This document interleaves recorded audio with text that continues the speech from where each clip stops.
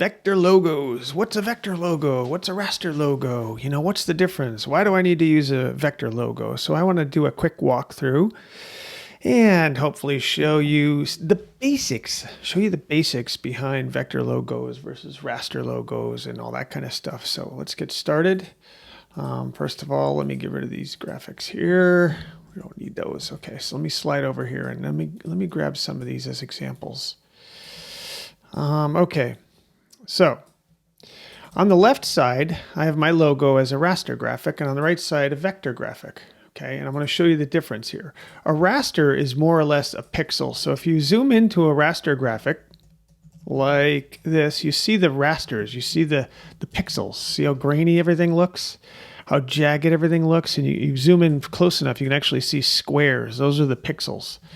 So you'll often see that when you look at the Sunday comics or when you look at newspapers or look at a magazine in print with a microscope or zoom in with your phone camera or whatever, you'll see that it has these rasters, these little pixels in there. Okay, so they're not as clear, they're not as sharp, as opposed to a vector graphic.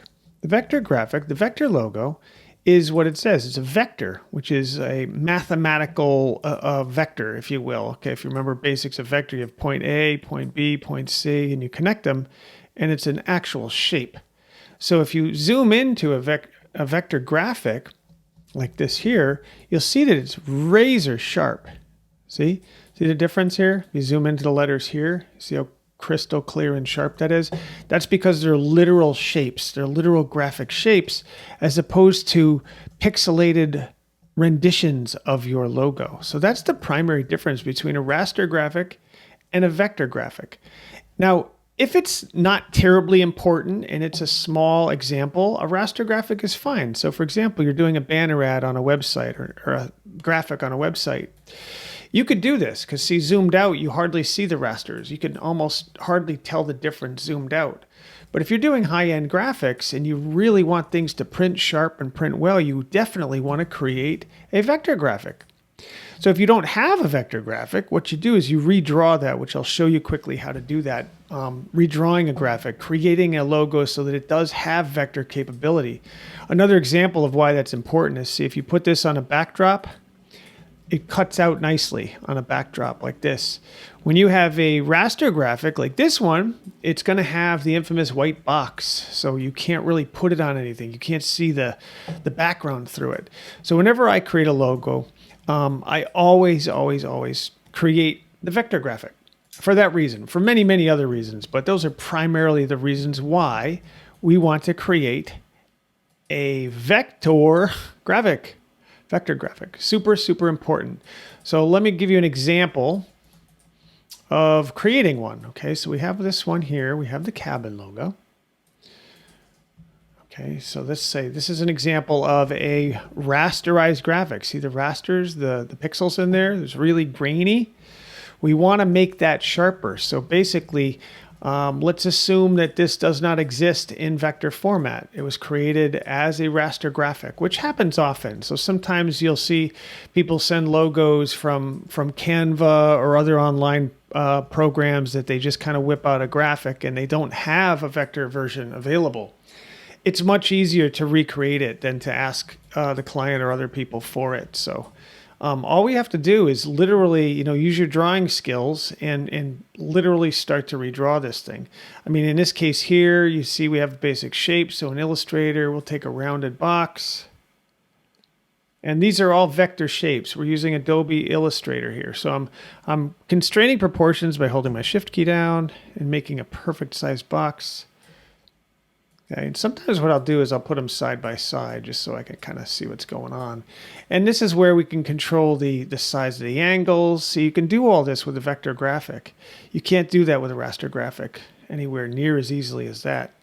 So then we have the inside. So this here, I'll sample the color because sometimes you want to, that's another story, the color part. But see how it's a darker blue as opposed to black? So we'll just copy that. We'll come back to color another time because color is important here. So if I check my color out, it's got 90.33%. I'll change that to whole numbers later. But right now, we're just trying to create the vector graphic. Okay, so again, let's create another box. We see there's an inside box here. different levels of boxes. So I'll move that aside. I will take a sample of that blue color. Let me close the color here. Bring that inside here. And again, we'll be able to adjust the corners. I'm going to futz around with this so that I kind of like smoother corners here. So I'm going to play with this a little bit more. That's the other thing. I mean, depending on the brand, a lot of times my clients will say, hey, you know what, go for it. Let's try to make some improvements while we're doing the logo. But other times they like it the way it is. In this case here, I can tell that it was drawn kind of with a rough shaped corner here. So I want to smooth these out. So I'm going to take an opportunity to kind of clean that up. So there's that there. Now, if we can find a font like this cabin, that's great. But often we don't have that luxury because there are a gazillion fonts out there. If there's such a word as gazillion, I'm going to go with it. So what we'll do is we'll literally take our drawing tool here and we're going to start literally hand drawing the type. We have the line tool. We have the arc tool. We have several tools here. But what I like to do, I like to literally zoom in here, and you can see how rough this thing is. And I will literally hand draw this like this. And it's not exactly a speedy process with that, but that's okay, because I think, you know, you want to take your time when you're creating brands and logos especially. You don't want to whip through things. I think that's one of the problems a lot of people make, is that they whip through this stuff and they end up, see there's a little curl in here. They end up creating stuff that isn't really nice. And I think, you know, the brand is important and you want it to really be nice. You want to spend the right amount of time. You know, there's no perfect amount of time, but that's why I always call it the right amount of time. Now, see, I can't really see what's going on. So what I'm going to do is go over here, change my background to 0. Now, it might be easier to try to go find a font. You know, as I'm doing this, it's kind of tricky because it's so jagged. So you can see there's the T. We've recreated the T. Now you can see the difference. Okay, let me move this backdrop away. See the difference between the T, the raster on the left, I'm sorry, the raster on the right here. See the rasters? Compared to the vector version on the left, see how sharp that is?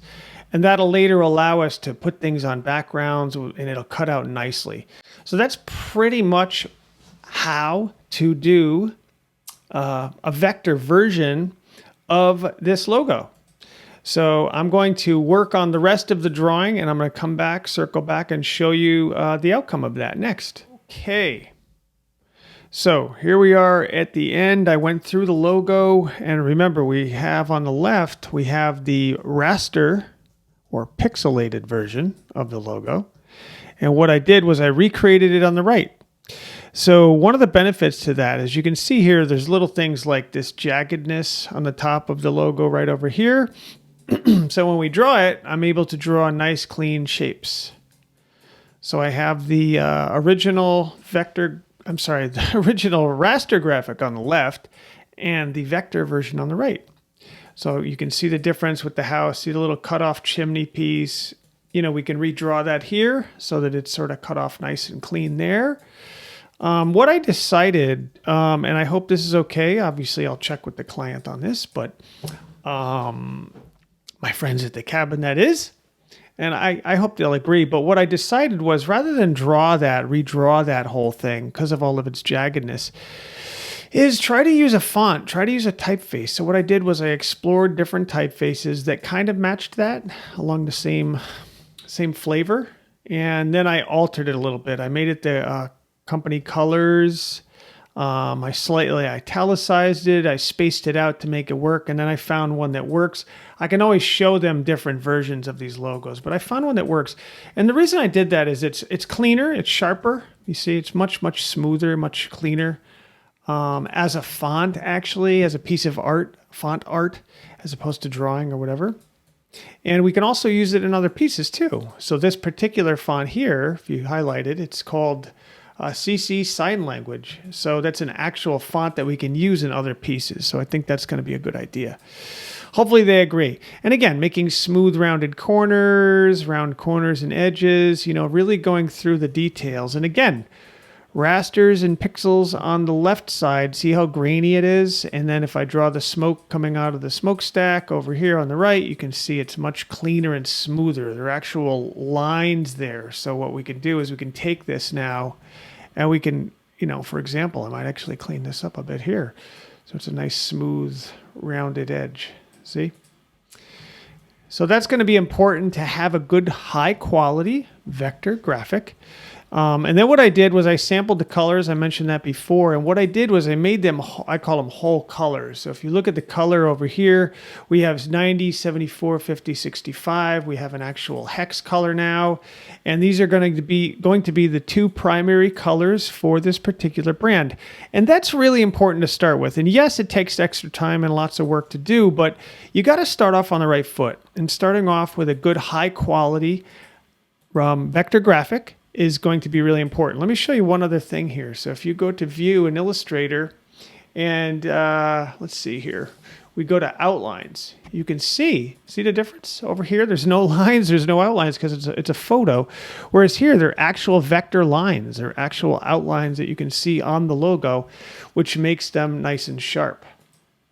So that's all I have to this. I just wanted to show you the basics of a vector versus a raster graphic and why they're so important. And I hope you agree because it really makes a difference. And this is going to last the brand for a very, very long time and be nice and clean and sharp on hats, on websites, on printed material and everything else. So remember, vector graphics, that's what you want to create when it comes to logos.